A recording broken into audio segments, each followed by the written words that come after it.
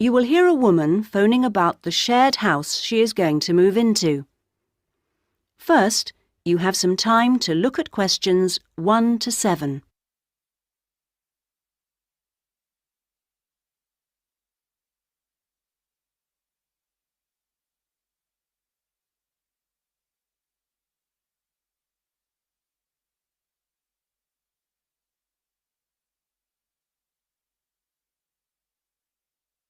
You should answer the questions as you listen, because you will not hear the recording a second time. Listen carefully to the first part of the conversation and answer questions 1 to 7. Hello? Hello, this is Hilary. I'm calling about the house. I'm moving in next week. Oh, yes, Hilary. This is Judith.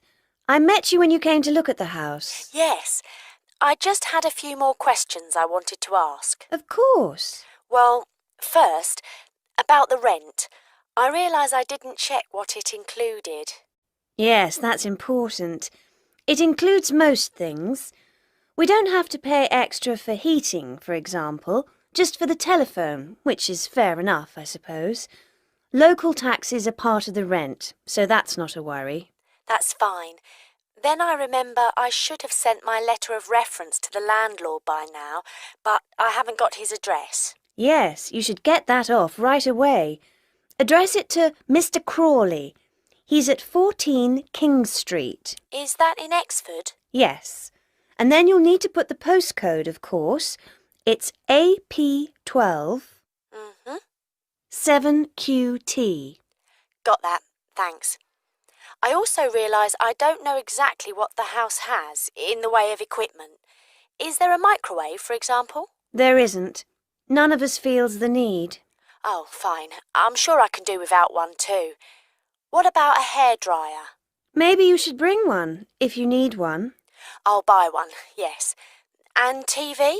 Oh, yes. We've got 2, in fact. Was there anything else?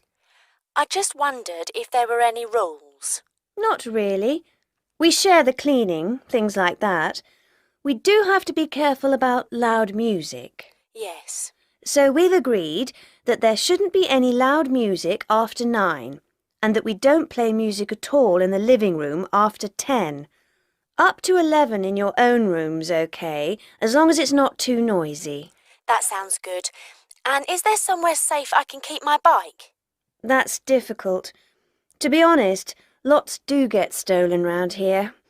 We haven't got a garage, so we tend to park ours in the garden so that they're hidden from the street. OK.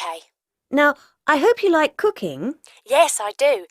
Do you all have shared meals? Not very often, actually. But when the weather's good in the summer, we like to have a barbecue together, which we do each Wednesday. We tend to go out at weekends. Sounds fun. Before you hear the rest of the conversation, you have some time to look at questions 8 to 10.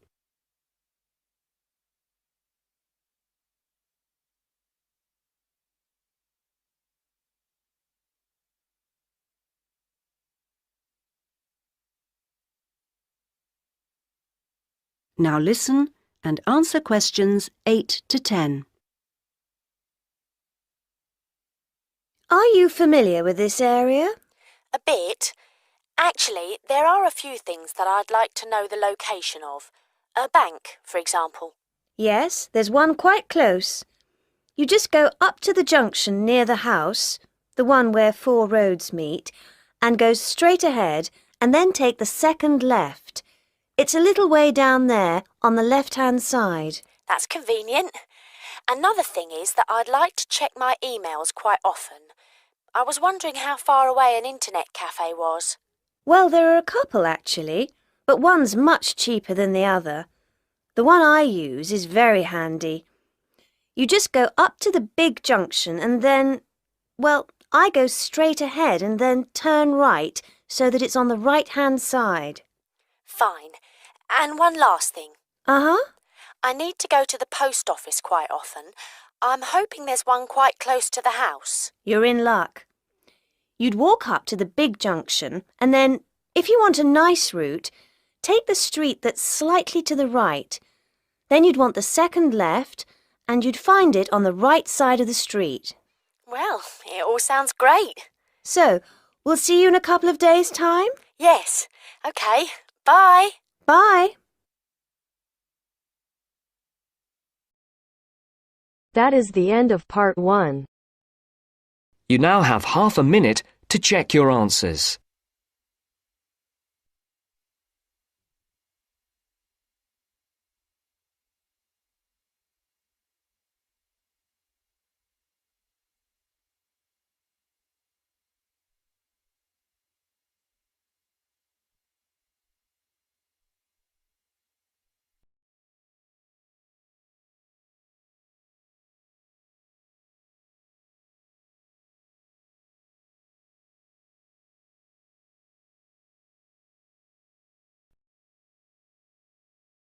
Now turns to part 2. Part 2. You will hear a presenter on a radio phone-in show. The presenter is talking to a woman who was bitten by a poisonous spider. First, you have some time to look at questions 11 to 15.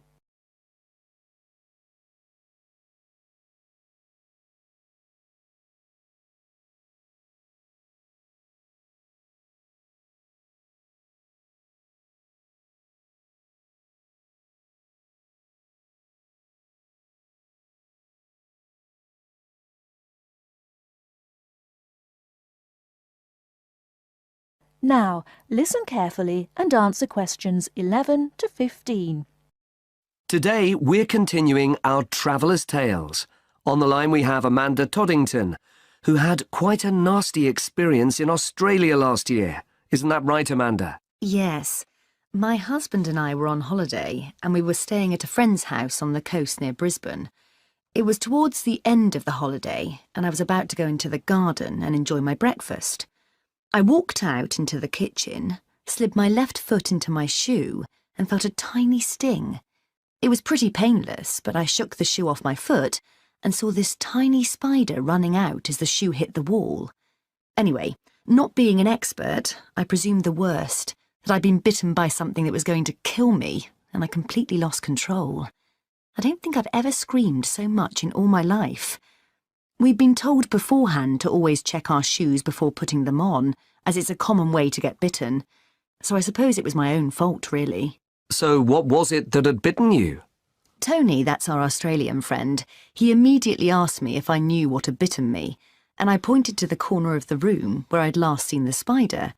He picked up a jar and found the creature in the corner where the shoe had hit the floor. "It's a redback," he said, and he gently placed the jar over the spider. The funny thing was, we'd been talking about some of the creatures we needed to be careful of a few days previously, and as he said the name redback, the conversation came flooding back to me. In particular, the fact that the bite can be extremely painful. I found out since that the redback is from the same family as the black widow spider, and it's the female that does the damage, which it turned out was what I'd been bitten by. You must have been absolutely petrified. You can say that again. I remember feeling quite confused.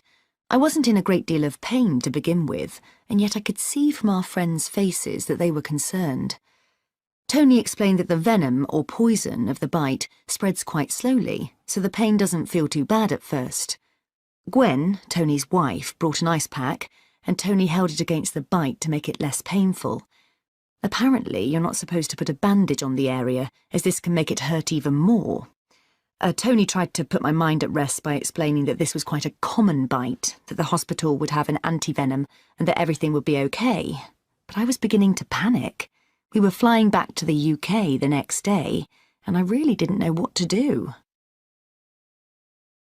Before you hear the rest of the talk, you have some time to look at questions 16 to 20.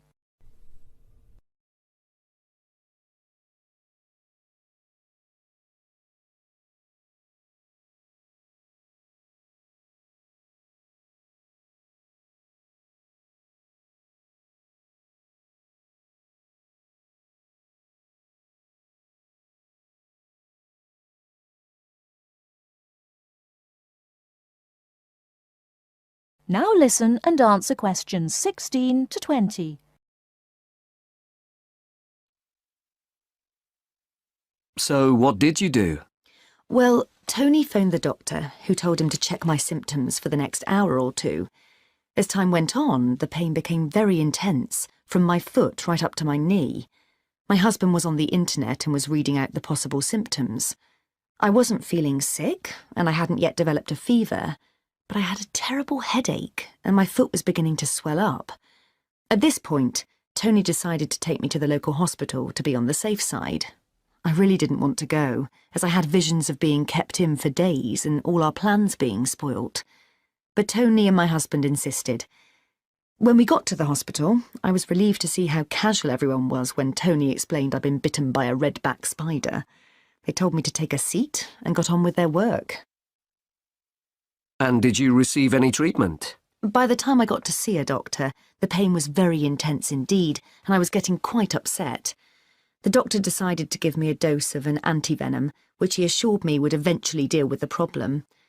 Unfortunately, he also explained that it wouldn't have an immediate effect and the symptoms might last for several days. But the story has a happy ending. My husband managed to book us onto another plane 1 week later.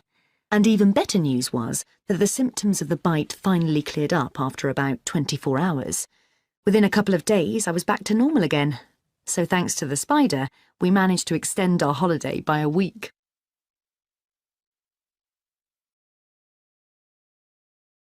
That is the end of part 2. You now have half a minute to check your answers.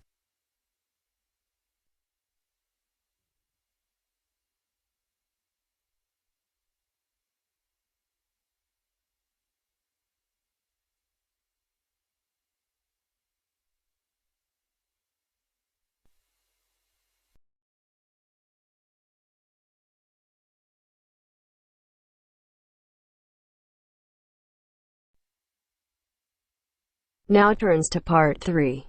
Part 3. You will now listen to a talk on bicycles. First, you have some time to look at questions 21 to 25.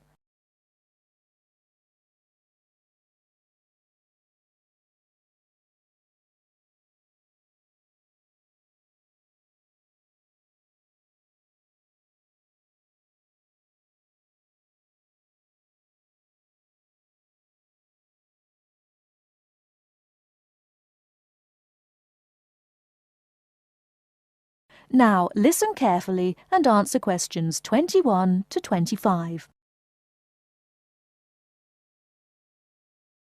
Today, we're going to talk about the latest bikes for professionals and novices. There's something to suit everyone from price to function. The Atlantis is a touring frame. It's also perfect for commuting and trail riding, and anything short of super fast road riding. The tubes are stout, to take touring loads and trail abuses. The tyre clearances are majestic, so you can fit tyres up to 2.35 inches. It's designed for cantilevers or V-brakes. If you have to limit yourself to just one bike and you want to be able to ride just about anywhere, this is the bike to be on. It is our most popular model for just that reason, and there isn't an unhappy Atlantis owner in the land. The Rambouillet, our all-around road bike, is available either as a frame with fork and headset for $1,400 or as a complete bike for $2,300. Compared to the Atlantis, it is a lighter frame, not intended for loaded touring or rough trail riding. As a road bike, it has side-pull brakes. The Quick Beam is our version of the single-speed bike. We've done it a little better though. The crankset has a 42-34 combination, running an 18-toothed freewheel cog in the rear. And the rear hub is threaded opposite the drive side, so you can install a fixed cog of your own choice. In essence, you can have 4 speeds on the Quick Beam if you choose. The Quick Beam is available as a frame with fork and headset for $900, or as a complete bike for $1,300. This is a rugged, versatile bike that you can ride on the road as well as on rough trail. Before you hear the rest of the talk, you have some time to look at questions 26 to 30.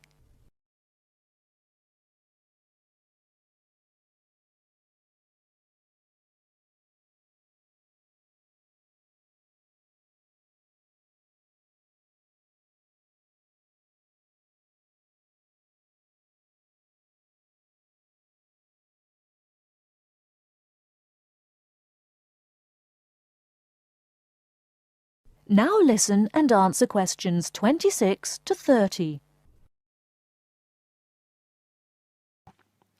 The Saluki is our roadish, light-touring, randonneuring frame. It's designed for 650B wheels. If 650B means anything to you, you'll either love it or think it's marketing suicide. If you're new to 650B and a follower, you won't want it. If you're new and a rebel, you will. Now, I'll just talk a little about saddle comfort.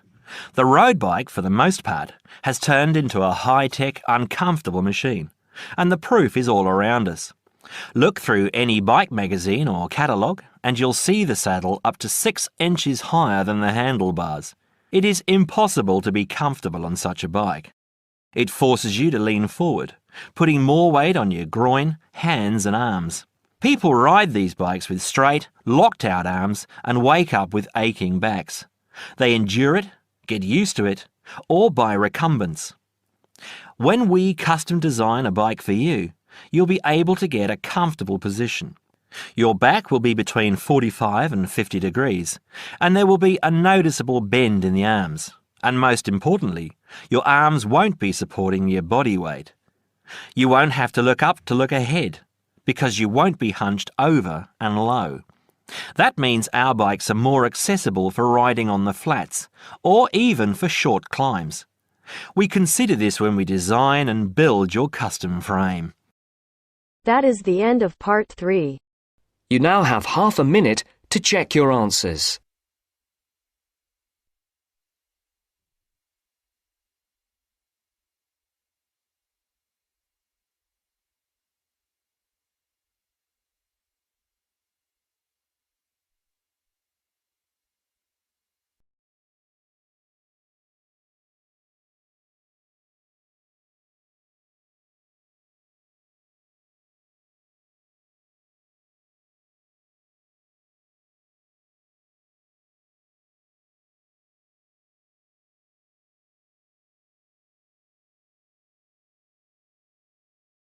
Now turns to part 4. Part 4. Listen to the last part of the lecture. As you listen, complete the notes below. First, you have some time to look at questions 31 to 40.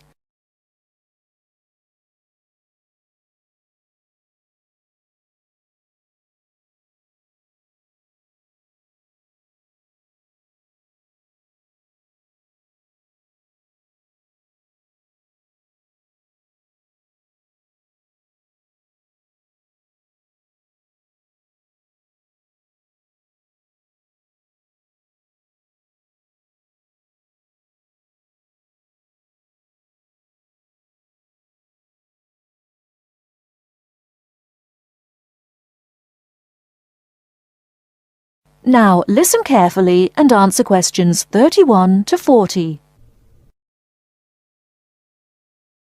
Last time I said that a lot of Irish people left the country and went to England, America and many other foreign countries. Today I'd like to talk about the emigration.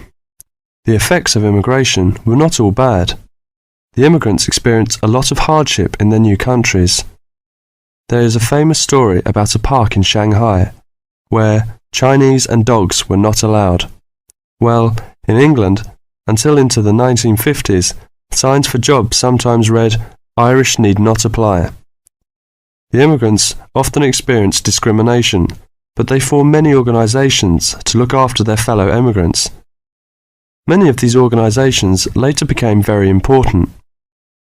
In America, the Irish chose politics as the way forward, and significant cities were controlled by Irish politicians. This movement reached its peak with the election of John F. Kennedy in 1960. His grandparents came from Ireland, and his election had a significant impact in Ireland, helping the process of recovery of self-confidence which we have today. Today, there are 70 million people of Irish descent living outside Ireland. In America alone, there are 40 million people, and 10 million of these people have a 100% Irish background. They carried the culture of their home country with them and adapted it to their new home. They made changes which would be unthinkable in the home country, and we often laughed at the Yankees' Irishness.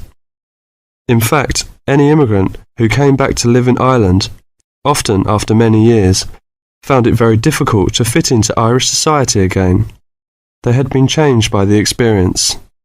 These immigrants have always had an interest in the old country. The American letter was a letter containing dollars sent back to one's family. More recently, President Clinton has been very influential in bringing peace to the north of Ireland. Riverdance itself was the idea of a dancer who was American, who applied American methods to traditional dancing, and the fusion was immediately popular. Modern Ireland has been able to use the disaster of the last century to learn modern marketing techniques and apply them, without at the same time losing what is distinctive about itself. Riverdance is a demonstration of that distinctiveness. That is the end of part 4. You now have half a minute to check your answers.